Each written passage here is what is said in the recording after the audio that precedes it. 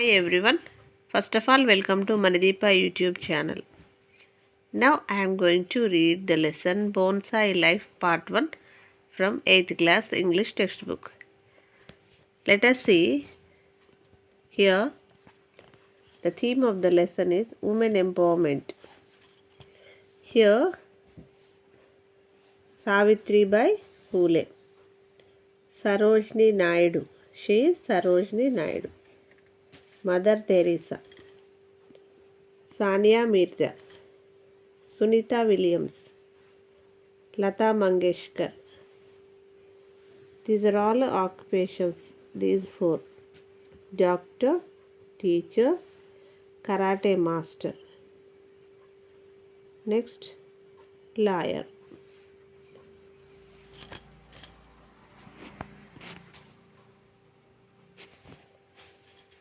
Let us see. All of you open page number 107. Bonsai Life Part 1. The moment I see letters waiting for me on the doorstep when I return from work, I can't contain my excitement. It's almost as if I'm face to face with my near and dear ones and they are speaking affectionately to me. Instantly, the exhaustion of office work vanishes and my heart grows light. Instead of entering the kitchen muttering, "Oh no, oh God," which is what I usually do when I come back tired, I feel like singing a song, humming a tune, making a nice cup of coffee, and savoring each sip. What is more, the sight of inland letters or envelopes in a familiar hand gives me the energy and enthusiasm to quickly make and eat some pakodas or bhajis. Even though I am lazy about writing letters, I love to receive one from some place or the other every day. This is an unexpected letter. If my Akkaya, who doesn't normally write, went out of her way to write a letter, there has to be a reason. As I open the letter, I am a little apprehensive. I hope it is not some bad news. Actually, when things are fine, no one bothers to write. Ammalu, you must be very surprised to receive my letter. You wouldn't be even more surprised if I were to tell you that your Bavagaru and I are coming to your place. We have been planning for quite a while to visit Kasi and Haridwar. We have now found the time.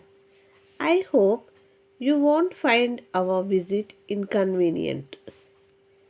My dear, it seems Akkaya and Bavagaru are coming over, I said to my husband excitedly. Is that true? When? Where is it?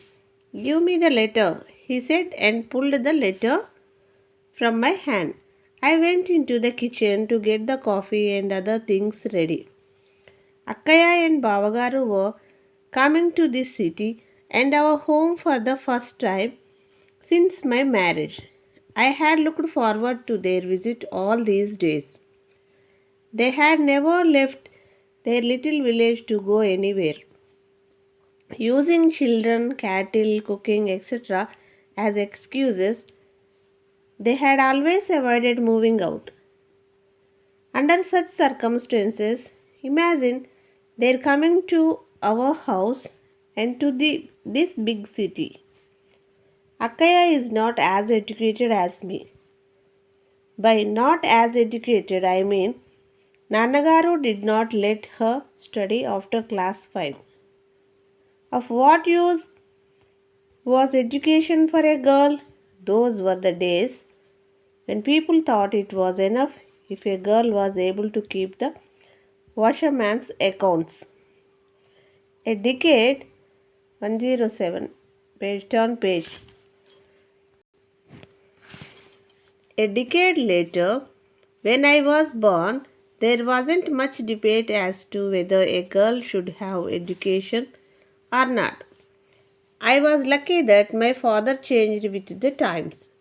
He didn't even hesitate to send me to college. No girl who is well educated can be satisfied with staying at home, being a housewife, and looking after the household after marriage. She would want to put her education to good use and achieve something in life. I too was driven by the same desire. Even though my husband had a good job, I took up one as well. Because Akaya was not educated, she was married to a man from the village. Though my Bavagaru was educated, his ideals made him choose agriculture as his profession, and he settled down in the village to cultivate his land. Akaya grew accustomed to the village life. Akaya brought so many things: cucumber, gongura, drumsticks, appadams, vadiyams, and coconuts. I hope you don't mind. I have brought you all these things like kuchela. I don't know whether you'll like them or not, she said rather hesitantly. Why do you say that? We have actually brought all the things we wanted.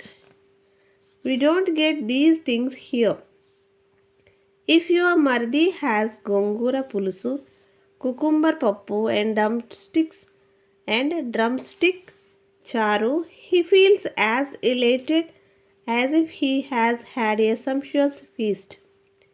With my office work, I am unable to make appadams and vadiyams. Even if I have some free time, I am too lazy to do such work. You know me, don't you? I said with a laugh. That's true. But by the time you come back from office, you must be dead tired. How can you then prepare appadams and vadiyams and make idlis and dosas? I don't know how you are able to manage work at home and in the office. Akkaya consoled me. What a wretched job. Sometimes I feel like giving it up. You know, people say solve your problems at home before you solve those outside. To neglect work at home and look after office work is an uphill task for a woman. I said, speaking from experience. Don't think like that, Ammalu. How fortunate you are. Touch wood.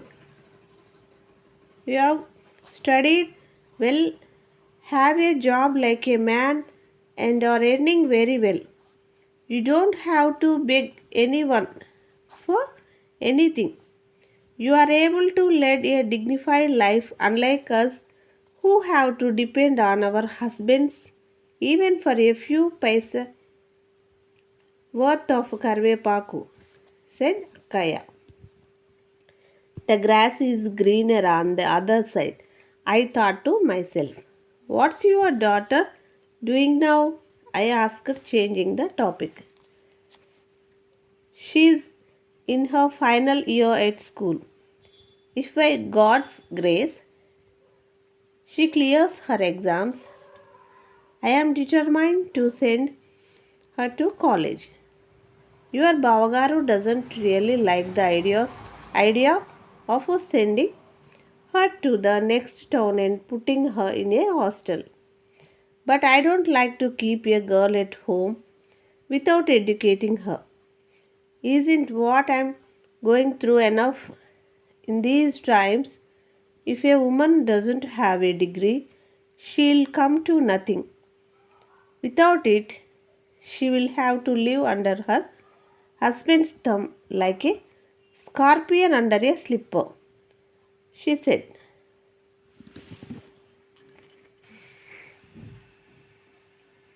Okay, this is all about the lesson Bonsai Life Part 1. Listen carefully and practice well. Thank you.